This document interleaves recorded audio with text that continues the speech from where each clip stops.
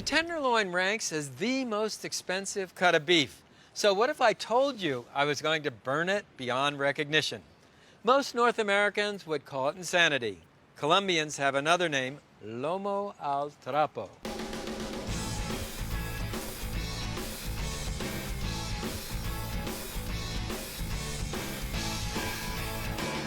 To cook the lomo, I'm using Basque Sugar Maple Natural Lump Charcoal.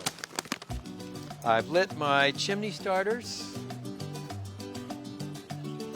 and we'll dump the coals out in an even layer over the bottom of the grill.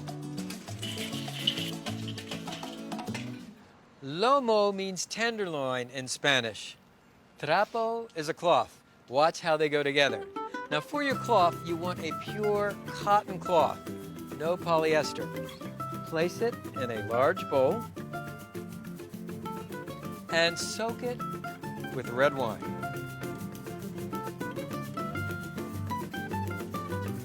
Now I'll put on rubber gloves. Just push the cloth in the wine. You want to soak it completely. Then wring the cloth out and spread it out on a sheet pan. Next, take about a cup of kosher salt and spread it out in a rectangle in the center of the cloth. Sprinkle a little dried oregano on top. Then place your beef tenderloin on top of that. More oregano. And finally, the remaining salt. So you're burying the tenderloin in the salt. Now, bring the cloth over the tenderloin. Fold in one side, fold in the other side, and roll the tenderloin over. The idea is to envelop it in the salt and the wine-soaked cloth. Next, take 4 lengths of butcher string, slide them under the lomo. I like to make a double knot. That locks the string in place so you can pull it tight, lock it, and then we'll just tie it off as you see here. It's called a surgeon's knot, and it's really useful in grilling.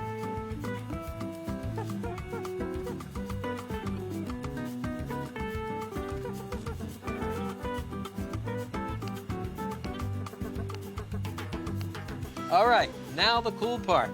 Take your lomo and lay it directly on the embers. The tenderloin roasts in the salt in its wine-soaked cloth for exactly 8 minutes on one side, 8 minutes on the other side. Once the lomo has cooked for 8 minutes on one side, just reach in with tongs and turn it over. For the salsa, start with finely diced red bell pepper, yellow bell pepper, poblano chili, finely diced sweet onion, chopped fresh cilantro, minced garlic for pungency, and minced serrano chilies for spice. Next, to juice a lime, you want to pound it first, cut it in half, and squeeze in the lime juice.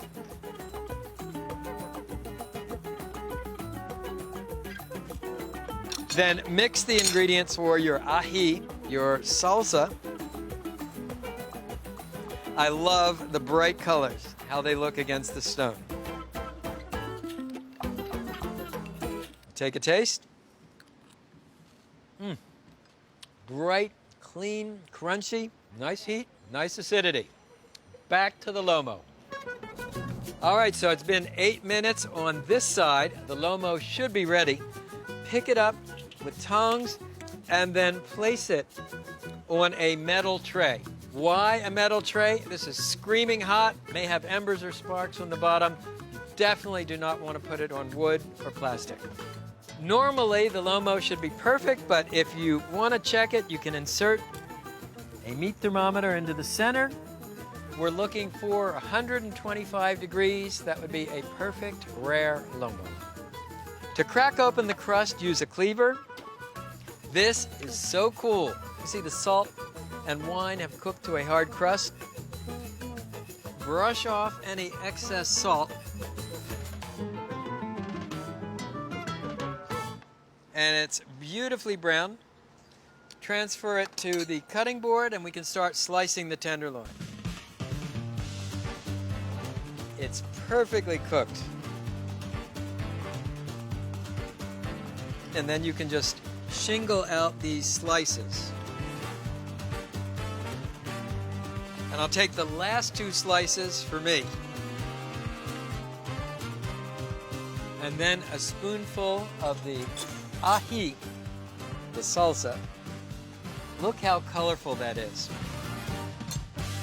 Now the moment I've been waiting for. So I'll cut a bite.